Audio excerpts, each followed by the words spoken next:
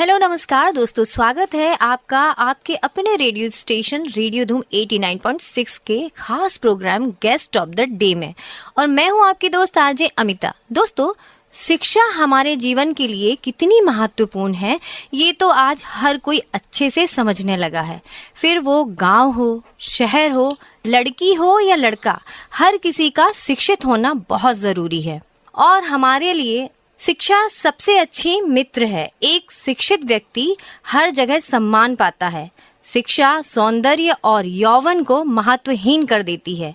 यानी जो व्यक्ति दिखने में सुंदर नहीं हो, वो अपने ज्ञान से लोगों को आकर्षित कर सकता है। और हमारे लिए ये बड़े ही सौभाग्य की बात है कि आज हमारे स्टूडियो में रायगढ़ की घरघोड़ा तहसील में स्थित जनमित्रम शिव प्रसाद सिंह स्कूल के प्रिंसिपल श्री रवीश प्रजापति सर मौजूद हैं। तो सर, स्वागत है आपका हमारे स्टूडियो में। धन्यवाद अमिता, मुझे मौका देने के लिए धूम 89.6 रेडियो स्टेशन में आपने बुलाया है।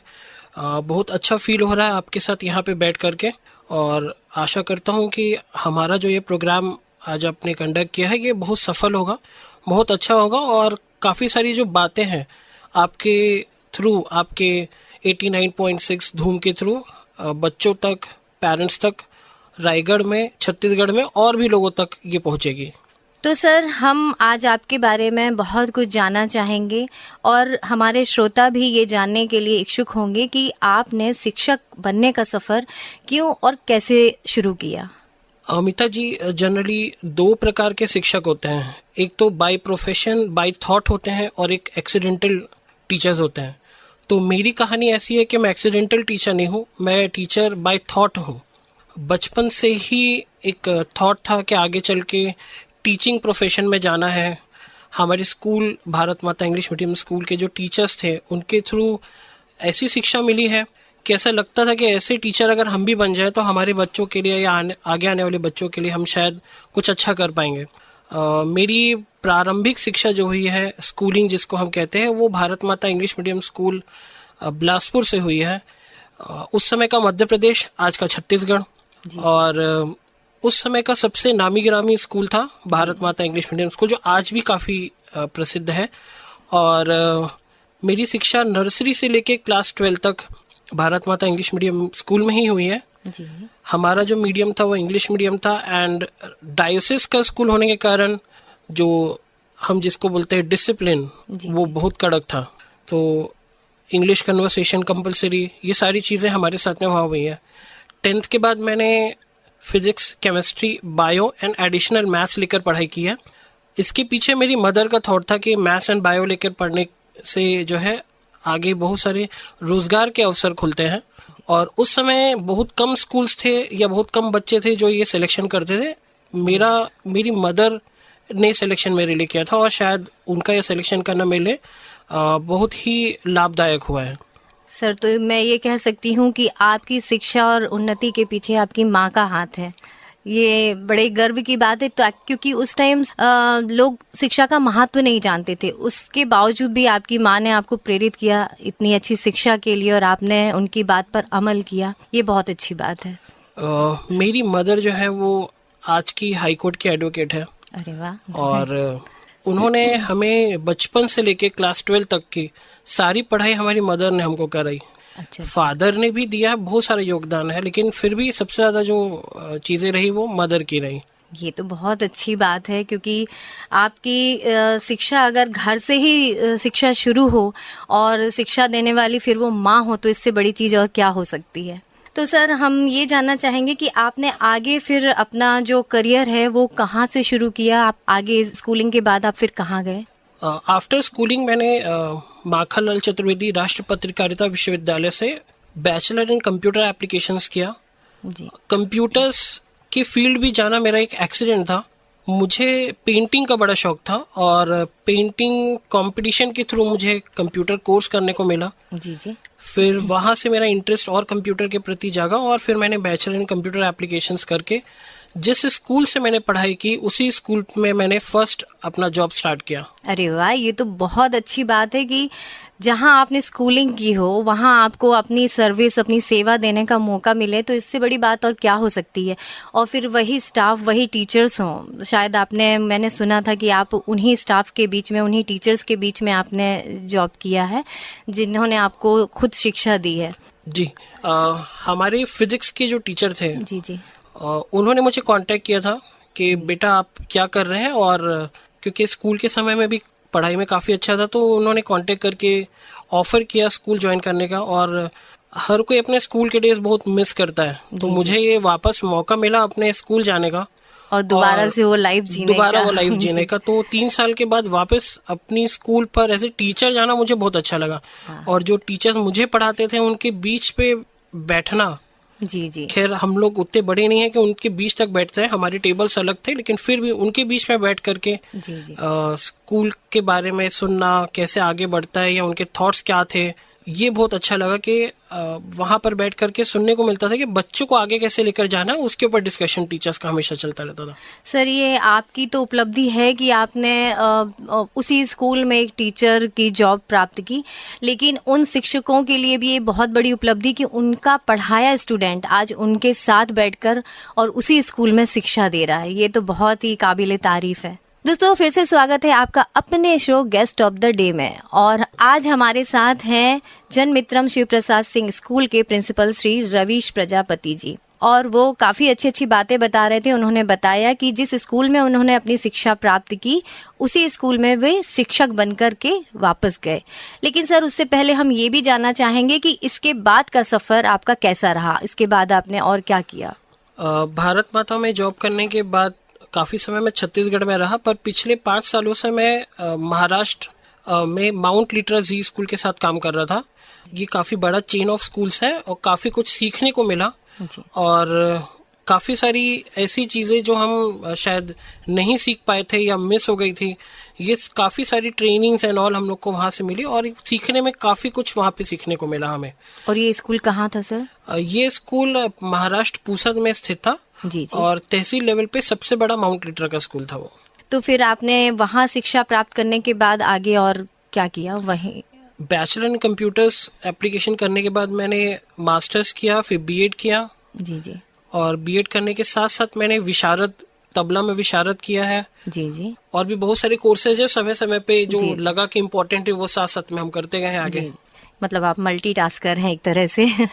तो इसके बाद फिर आपने महाराष्ट्र में ही रहना डिसाइड किया या फिर 5 साल महाराष्ट्र में जॉब करने के बाद थोड़ी कमी अपने शहर की, अपनी जगह की महसूस होने लगी। जी जी। कि लगा कि नहीं, हम को थोड़ा अपने शहर या अपने स्टेट वापस चलना चाहिए। वहाँ से काफ़ी कुछ सीखने के बाद यहाँ आने की सोच रखी कि यहाँ पे कैसे चलेंगे, क्या है। जी जी। इस बीच में ही जनमित्रम एसपीएस मेमोरियल स्कूल के बारे में सुना। जी जी। उनकी सर्विसेज के बारे में सुना कि किस तरह से वो शिक्षा के क्षेत्र में अपना योगदान दे रहे हैं। जी जी। उनके बारे में काफ़ी कुछ जानने के बाद मैंने यहाँ पर आना डिसाइड किया। तो सर, जैसे कि आपने बताया कि आपका होम टाउन बिलासपुर रहा है, तो आपने बिलासपुर छोड़ करके घरघोड़ा को ही क्यों चुना, उसे ही अपना कार्य क्षेत्र क्यों चुना? घरघोड़ा चुनने के पीछे एक बहुत बड़ा रीजन रहा। जी जी। घरघोड़ा जो क्षेत्र है रायगढ़ का, वो आदिवासी बहुल्य क्षेत्र है। जी जी। और जनमित्रम काफी समय से इस एरिया में अपनी विविध अलग अलग टाइप की सेवाएं जो दे रहा है, उस सेवा में से एक सेवा जो है शिक्षा क्षेत्र से भी जुड़ी हुई है। और क्योंकि मैं भी शिक्षा क्षेत्र से जुड़ा हुआ हूँ, जी जी, तो और मौका मैं खोज रहा था वापस आने का, जी जी, कि मुझे छत्तीसगढ़ वापस आना है। जैसा मैंने पहले भी बोला कि जनमित्रम जो है वो आदिवासी क्षेत्रों में लोगों को आगे बढ़ाने का काम कर रहा है। जी जी। ये स्कूल भी इसी उद्देश्य से सेटअप किया गया था कि आदिवासी बहुल क्षेत्र होने के कारण यहाँ बच्चे जो है जनरली एजुकेशन नहीं ले पाते हैं या उनको उतनी अच्छी स्कूल नहीं मिल पाती है। जी जी। सबसे अच्छी बात यह है कि घरघोड़ा जैसे क्षेत्र में ये एकमात्र सीबीएसई एफिलिएटेड स्कूल है। जी जी जी। और सीबीएसई का जो एजुकेशन पैटर्न है वो बाकी जो बोर्ड्स होते हैं उनसे काफ़ी अलग होता है। जी जी।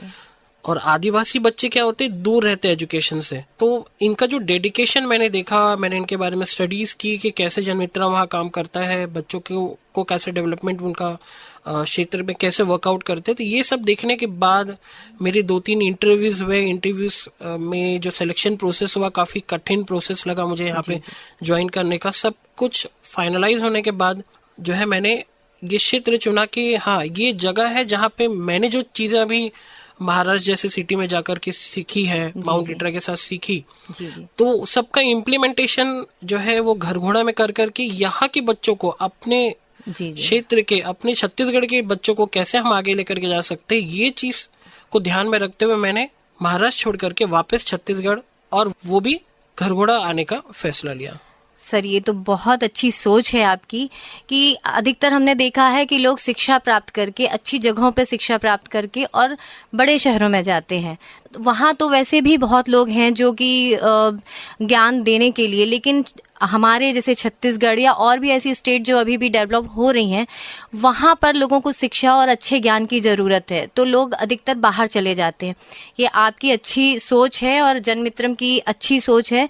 जब दो अच्छी सोच एक साथ मिलती हैं तभी देश का और समाज का और स्टेट का कल्याण होता है, तो ये बहुत अच्छी बात है। तो सर, हमने देखा है 2020 और 21 काफ़ी टफ टाइम था कोरोना काल की वजह से। तो कोरोना काल, जैसे हम सभी जानते हैं कि सभी के लिए एकदम चैलेंजिंग पीरियड था, और उस टाइम में बच्चों की शिक्षा में कोई रुकावट ना आए, उनकी शिक्षा जारी रहे, ये सभी चाहते थे। और आपने कैसे उन विपरीत परिस्थितियों में बच्चों की शिक्षा को जारी रखा? कोरोना काल टफ टाइम जरूर था, बट वो सिखाने वाला समय था। बहुत कुछ सीखने को मिला है कोरोना के समय में। टीचर्स जो अपने कंप्यूटर एफिशिएंट नहीं बनना चाहते थे या कंप्यूटर्स पे वर्कआउट नहीं करना चाहते थे, उनको सीखने का मौका मिला। कभी वो कंप्यूटर टीचर्स जो हैं, कंप्यूटर टीचर्स के थ्रू अपना काम करा लेते थे। तो अभी कोरोना टाइम पे कोई भी टीचर्स अपने घर से बाहर नहीं जा सकता था। जी जी। तो हम लोग का सबसे बड़ा चैलेंज था पहले टीचर्स को ट्रेन करना। जी जी। तो जैसे ही मार्च के माह में बंद का ऐलान हुआ कि नहीं, अब कोरोना जो है वो स्प्रेड हो रहा है और सभी जगह लॉकडाउन हो जाएगा, जी जी, हम लोग ने ऑनलाइन ही पहले टीचर्स को ट्रेन करना स्टार्ट किया। जी जी। टीचर्स को ट्रेन करना थोड़ा टफ था जी, लेकिन शुरू के जो 20 दिन थे हमने उसमें टीचर्स को पहले ट्रेन किया। जी जी। कि कैसे ऑनलाइन चीज़ों को यूज़ करना है, टूल्स जो ऑनलाइन में आते हैं वो कैसे यूज़ करना है, या प्लेटफॉर्म्स जो हम बच्चों को पढ़ाने के लिए यूज़ करने वाले हैं वो यूज़ कर पाएंगे। वो सबसे पहला काम था। जी जी।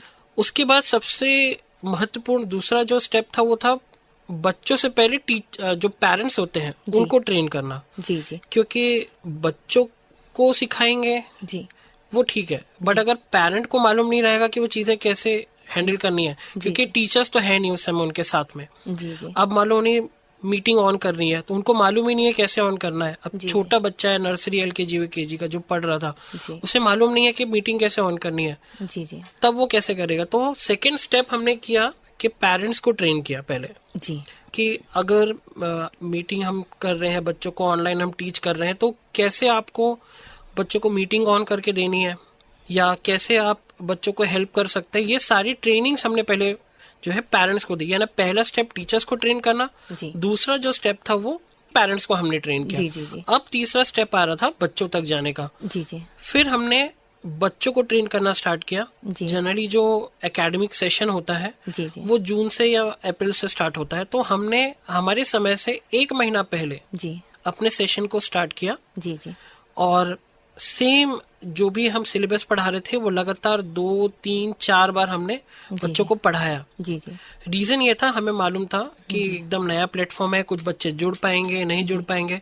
उस कोरोना टाइम में भी हम जो है एक बच्चों के घर तक पहुंचे हैं।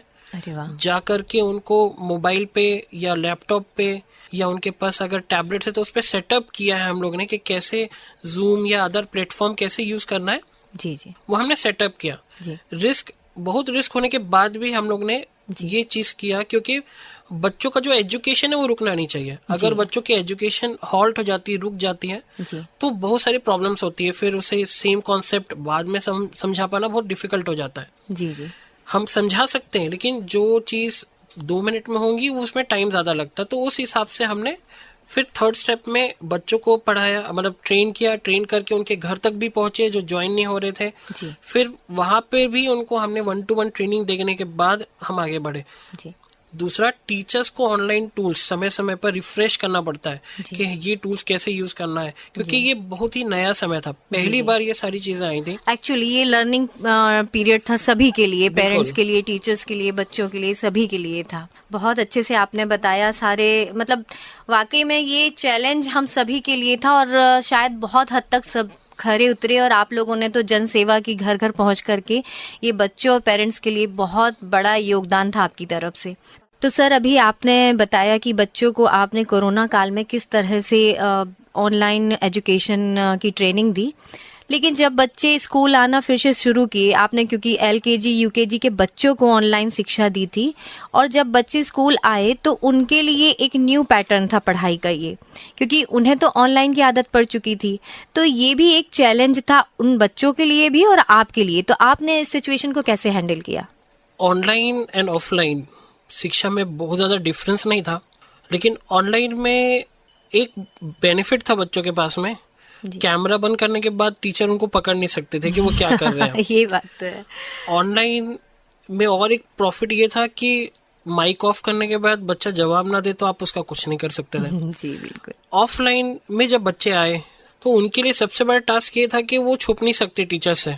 जी जी दूसरा, उन्हें टीचर्स का हर क्वेश्चन का आंसर देना है। अब जी। कई बच्चों ने तो कैमरा एंड माइक ऑफ करके भी क्लासेस की थी। जी जी ये चीज हम काफी पहले ही भाग गए थे कि ये सब प्रॉब्लम्स आने वाली है। जी जी सो हमारी टीम ने, जनमित्रम स्पेस मेमोरियल स्कूल की जो टीम है, हम सब ने ये डिसाइड किया जी कि हम इसको ओवरकम करने के लिए एक बहुत अच्छा काम ये करेंगे कि हम जो रेगुलर स्टडीज करा रहे हैं वो तो हम कराएंगे ही, जी जी बट हमने बच्चों को 1 घंटे का रेमेडियल टीचिंग दिया है। Remedial teaching in the sense, हमने ये कोशिश करी कि इनको जो लास्ट ईयर का कोर्स है, जैसे मान लो जो बच्चा क्लास 1 में अभी पढ़ रहा है, लास्ट ईयर वो UKG में था, तो हम अप्रैल के मंथ में तो हमने पूरे जो पीरियड्स होते हैं वो सिर्फ हमने UKG ही पढ़ाया उसे। जी क्लास 1 का भी बच्चा तो उसे पहले UKG की पूरी चीजें पढ़ाई, क्लास 2 के बच्चों को क्लास 1 की पूरी चीजें रिपीट की हमने। जी जी यानी पूरे साल का कोर्स हमने 1 महीने में उनको रिवीजन के तौर पे किया। जी जी अब जो बच्चे कॉन्सेप्ट नहीं सीख पाए थे जी जी उनको भी हमने पहले सिखाया। जो बच्चे ऑलरेडी सारे क्लासेस में थे उनके लिए रिवीजन हो गया, जी जी और जो बच्चे नहीं थे उनके लिए सीखना हो गया। जी अब टास्क थोड़ा इजी हो गया जी क्लास 2 का कोर्स सिखाने के लिए उन्हें। जी जी तो हमने सबसे पहले तो 1 महीने पेरेंट्स को ये समझा के बताया कि भाई हम 1 महीना आपके बच्चे को सिर्फ और सिर्फ पिछले साल के कोर्स को कंप्लीट करा रहे हैं। यानी आप ये सोचिए कि हमने उनको जो ट्यूशन दिया जी जी 1 महीने का, वो उनके लिए बहुत बेनिफिशियल हुआ। जी जी उसके बाद हमने जून से जो है नए जो कोर्सेस होते हैं वो स्टार्ट किया। इवन दो हमारी जो कोर्सेस है वो थोड़े लैकिंग हुए, पीछे हुए, बट बच्चे के जब कॉन्सेप्ट क्लियर हो गया तब हमें ये थोड़ा फास्ट हो गया, हम कोर्स जो है अच्छे से कवर करा पाए उनको। तो हमने सबसे पहले तो काम ये किया, प्लस इवेल्युएट किया। हमने सिर्फ पढ़ाया नहीं, उनको इवेल्युएट भी किया कि हम जो पढ़ा रहे हैं उनको रिवीजन कराए, वो उनको आ रहा है कि नहीं आ रहा है, समझ पाए कि नहीं समझ पाए। ये हमारे यहाँ कहावत भी है ना कि आगे आगे पाठ पीछे सपाट। तो आपने ये बहुत बेहतरीन तरीका निकाला कि पहले पिछला रिवीजन कराया, क्योंकि उसी से ही बच्चों को बेस जब तक क्लियर नहीं होगा तो बच्चे आगे कैसे बढ़ेंगे। तो ये तो आप लोगों ने बहुत ही अच्छे स्टेप लिया, ताकि भले वो टाइम लगता है लेकिन जो पीछे का क्लियर किया वो सबसे अच्छा प्रोसेस था आपका। बेसिक्स क्लियर होनी जरूरी है बच्चे जी के। जी बिल्कुल। एक बार बेसिक्स क्लियर हो जाएंगे तो आगे हम थोड़ा स्पीड लेकर के भी हम कोर्सेज कंप्लीट कर सकते हैं। जी जी हमारे स्कूल का उद्देश्य कोर्स कंप्लीट करना नहीं है। जी हम बच्चे के ऊपर ये प्रेशर नहीं डालते या टीचर्स के ऊपर ये प्रेशर नहीं रहता कि आपके कोर्स कंप्लीट करना है। जी हमारा सबसे मेन उद्देश्य रहता है कि बच्चे को कॉन्सेप्ट समझ में आ रहा है कि नहीं समझ में आ रहा है। अगर हमारे बच्चों को कॉन्सेप्ट समझ में नहीं आया है तो हम वो चैप्टर वापस रिपीट करते हैं जब तक वो चीज उसको समझ ना आ जाए। बिल्कुल सही सर। सर, आपसे मैं ये भी जानना चाहूँगी कि आपके स्कूल की लोकेशन क्या है, क्योंकि बहुत सारे बच्चों को पता तो है स्कूल के बारे में, लेकिन फिर भी हमारे कुछ श्रोता हैं जिन्हें नहीं भी पता होगा, तो आप प्लीज़ बताइए लोकेशन क्या है, मीडियम क्या है आपके स्कूल का। जैसे मैंने पहले भी आपको बताया था कि हमारा स्कूल जो है जन्मित्रम एसपीएस मेमोरियल स्कूल जी घरघोड़ा क्षेत्र का एकमात्र सीबीएसई एफिलिएटेड स्कूल है। जी जी ये घरघोड़ा सिटी से लगभग 6 किलोमीटर डिस्टेंस बैयामुड़ा में स्थित है और लगभग हमारा 22 एकड़ का कैंपस है जिसमें हम बच्चों को हर तरीके की फैसिलिटीज प्रोवाइड करते हैं। जी जी। तो फिर बच्चों को अगर वहाँ तक जाना हो तो आपकी कोई ट्रांसपोर्टेशन सुविधाएं हैं कि कॉन्ट्रैक्ट बेसिस पे हमारी buses and school van supply करती हैं जो लगभग घरघोड़ा ही नहीं, घरघोड़ा के आसपास लगभग 20 से 30 किलोमीटर के दूरी से भी बच्चे हमारे स्कूल में पढ़ने के लिए आते हैं, क्योंकि हमारा स्कूल जो है रेसिडेंशियल स्कूल भी है, डे बोर्डिंग भी है। तो बच्चे दिन भर भी रहते हैं day scholars and day boarding के हिसाब से, एंड रेसिडेंशियल स्कूल भी है। तो हमारे स्कूल में हॉस्टल में भी बच्चे जो है वो रहते हैं, बॉयज एंड गर्ल्स के अलग अलग हॉस्टल्स हैं। एंड हमारे स्कूल में प्रॉपर मेन्यू जो है वो फॉलो करते हैं हम लोग। मॉर्निंग का ब्रेकफास्ट का मेन्यू हर दिन का अलग अलग होता है एंड न्यूट्रिशियस फूड हम बच्चों को प्रोवाइड करते हैं।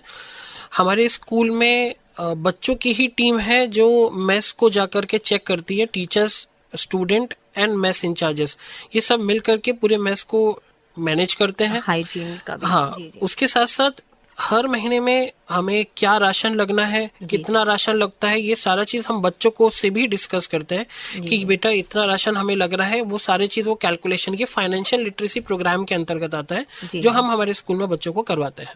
जी सर, तो ये तो बहुत अच्छी व्यवस्थाएं हैं, मतलब घरघोड़ा में ऐसे इमेजिन कर पाना ये बहुत बड़ी चीज़ है कि यहाँ आप इतनी फैसिलिटी और इतनी सुविधाएं, इतनी सारी चीज़ें बच्चों को प्रोवाइड कर रहे हैं ताकि पेरेंट्स भी निश्चिंत होकर अपने बच्चों को वहाँ छोड़ सकते हैं।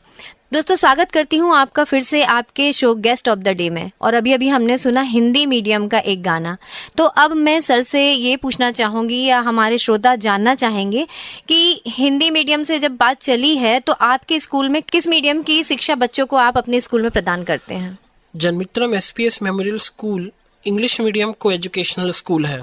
जी। हमारे यहाँ जो टीचिंग या हमारा जो मीडियम है टीचिंग का वो इंग्लिश है, लेकिन क्योंकि हम जिस एरिया में वर्कआउट करते हैं या हमारा स्कूल जिस एरिया में है वो आदिवासी बहुल्य क्षेत्र है, जी जी, तो यहाँ पर आदिवासी बच्चे काफी ज्यादा हैं हमारे स्कूल में। और भी बच्चे हैं बट आदिवासी बच्चे हमारे क्षेत्र होने के कारण हमारे स्कूल में आदिवासी बच्चों का जो जनसंख्या है हमारे बच्चों में ज्यादा है।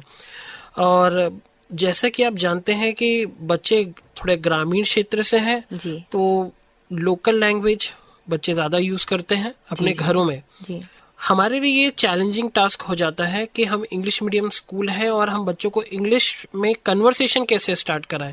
जी जी, ये बहुत बड़ा चैलेंजिंग टास्क है। इसके लिए हम लोग ने 3 वे स्टेप अपनाया हुआ है।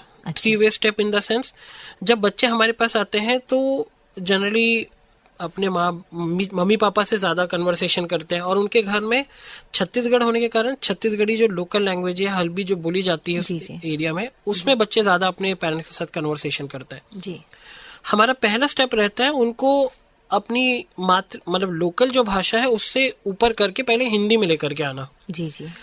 उसके बाद नेक्स्ट स्टेप आता है, जब वो लोकल भाषा से हिंदी में आ जाते हैं, नेक्स्ट स्टेप आता है उनको इंग्लिश में लेकर के आना। जी जी। तो ये 2 से 3 स्टेप में होता है। जी जी। क्योंकि बच्चे तुरंत टीचर से खुलना, उनसे बात करना नहीं करते, तो वो एक थोड़ा टाइम टेकिंग प्रोसेस है। बट हम 1.5 से 2 महीने में बच्चों को इंग्लिश बोलने के स्टेटस में लेकर आते हैं। देन उसके बाद हमारे पास में जो बाकी सेशन रहता है हम उसमें बच्चों को इंग्लिश में ही कन्वर्सेशन करते हैं। हाँ, लेकिन इसका मतलब ये नहीं है कि हम एनईपी फॉलो नहीं करते हैं, क्योंकि एनईपी बोलता है कि बच्चों को उनके मदर टंग में ही हमको सिखाना है। तो हम इसको अभी भी फॉलो कर रहे हैं, हम उनको चीजें बताते हैं। कई ऐसी चीजें होती हैं जो बच्चों को इंग्लिश में समझ में नहीं आती हैं, जी जी, तो हम उनको हिंदी में भी बताते हैं कि ये क्या चीज है। प्लस हम उनको कई ऐसी चीजें होती है हिंदी में उसका मतलब अलग होता है और लोकल लैंग्वेज में उस चीज का मतलब अलग होता है। जी जी जी। तो हम उन्हें उनके मदर टंग में, लोकल लैंग्वेज में, देन फिर हिंदी में, देन फिर इंग्लिश में, हम उनको तीनों चीजें बताते हैं। जी जी। कि ये सारी चीजें बेटा होती हैं। अगर बच्चा सभी चीजों को जानेगा और ज्ञान मिलेगा तो बहुत अच्छी बात है। तो हम कोशिश ये करते हैं कि उनके हर मीडियम, जिस जिस भाषा को वो जानता है और हम उनको समझा सकते हैं, वो सारी भाषाओं में हम उनको और इस तरह से करते हैं। बच्चे 3 भाषाओं का ज्ञान प्राप्त कर जाते हैं। हंसते खेलते ही ले लेते हैं जी। तो सर अभी अभी आपने NEP वर्ड का इस्तेमाल किया, तो इसका मतलब क्या है, हमारे श्रोता और हम भी जानना चाहेंगे। NEP नेशनल एजुकेशन पॉलिसी जी जी।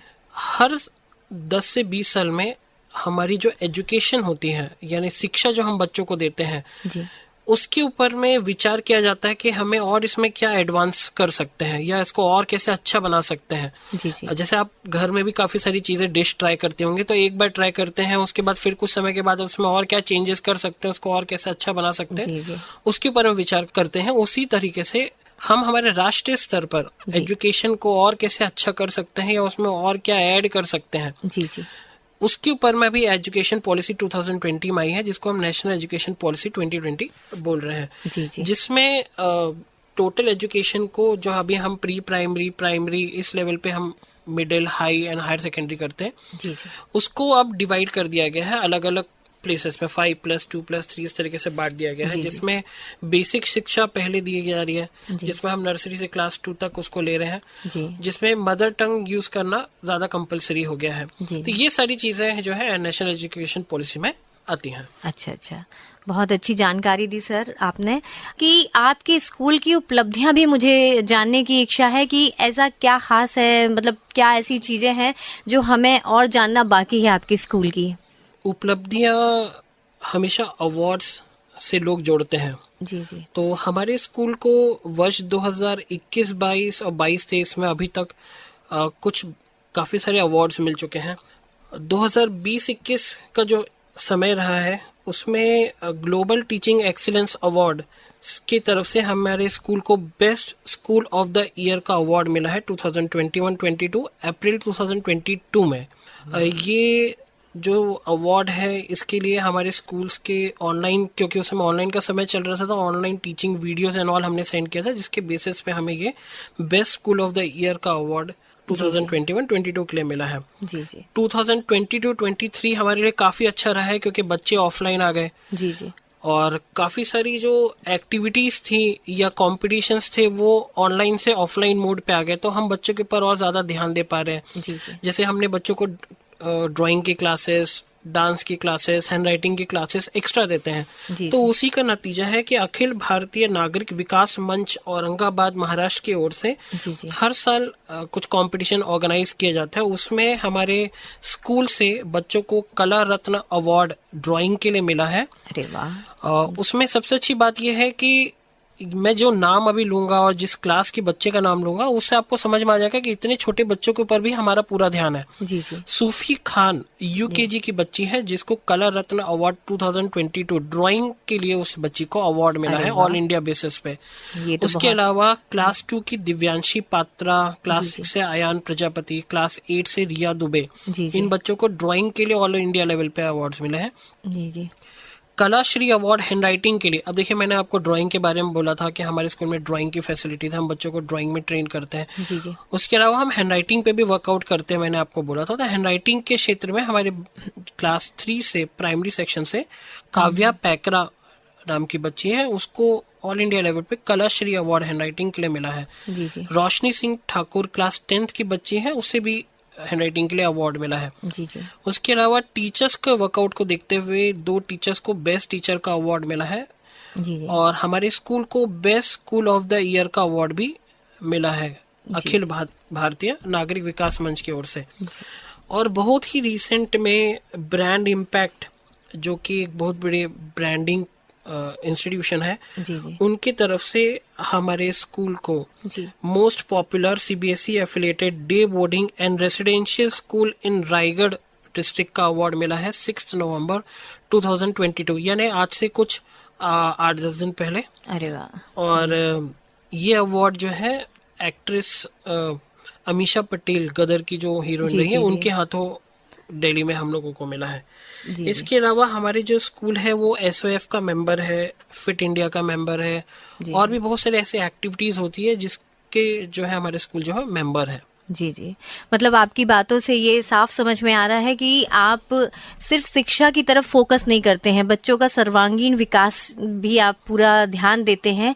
इन सब चीज़ों से ही तो बच्चों का संपूर्ण विकास होता है, क्योंकि आप सिर्फ शिक्षा में ही बच्चों पे फोकस करेंगे तो कुछ बच्चे ऐसे होते हैं जिन्हें शिक्षा में उतना इंटरेस्ट नहीं रहता, किसी बच्चे को स्पोर्ट्स में रहता है, किसी को कला में रहता है। तो ये बहुत ही अच्छा आप लोगों का, मतलब आप लोगों की तरफ से प्रयास किया जा रहा है बच्चों के सर्वांगीण विकास पर। तो मेरे अंदर एक और अभी सवाल जो उठ रहा है वो सर ये है कि आपके स्कूल में बच्चों की एडमिशन प्रोसेस क्या है? सबसे पहले तो मैं आपको ये बताना चाहूँगा कि हमारा स्कूल नर्सरी से क्लास 12 तक का है। जी जी। और प्रोसेस में हमारा एडमिशन का जो टाइमिंग होता है वो जनवरी लास्ट या फरवरी फर्स्ट वीक से हमारा एडमिशन का प्रोसेस स्टार्ट हो जाते हैं। जी जी। और एडमिशन के लिए स्टूडेंट जो है या पेरेंट जो है डायरेक्टली स्कूल विजिट कर सकते हैं। उसके अलावा स्कूल के हेल्पलाइन नंबर्स हैं जहां से आप इंफॉर्मेशन ले सकते हैं। हेल्पलाइन नंबर्स में 7024142304, 2307 ये नंबर्स हमारे स्कूल के सर हैं। एक बार फिर से रिपीट कर दीजिए अगर आपने काफी जल्दी बोल दिया है तो। मोबाइल नंबर्स है 7024142304 एंड 2307। ये दो नंबर्स है जहां से आपको सारे एडमिशन के प्रोसेस की इंफॉर्मेशन मिल सकती है। जी जी। और सर आपके यहाँ का स्टाफ, उनके बारे में भी कुछ बताइए, क्योंकि स्कूल तो खास स्टाफ और प्रिंसिपल से ही बनता है, तो आप बताएं कुछ इसके बारे में। जी, स्कूल जो है 3 बेसिक चीज से बनता है। जी। एक स्कूल की बिल्डिंग जी जो बच्चों के बिना अधूरी है। जी जी। और बच्चे जो टीचर के बिना अधूरे हैं। जी जी।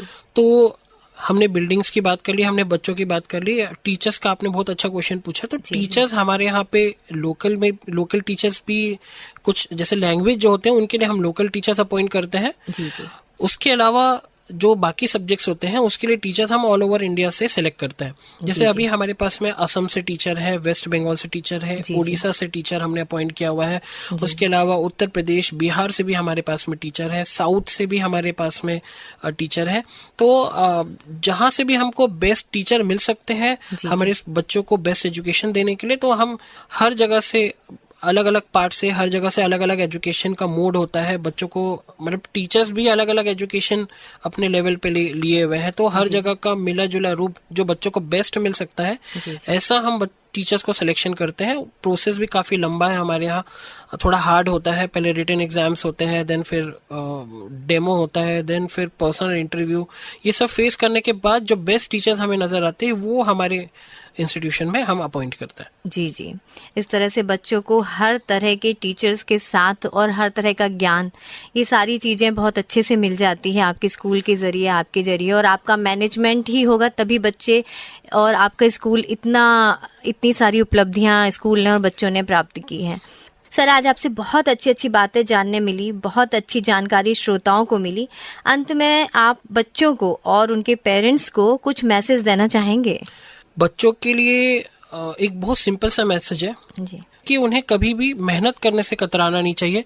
बार बार मेहनत करें। जी जी। हो सकता है कि इस बार नंबर कम आए हैं, नेक्स्ट बार मेहनत करेंगे इससे अच्छा नंबर आएगा, पर मेहनत करना नहीं छोड़ना है।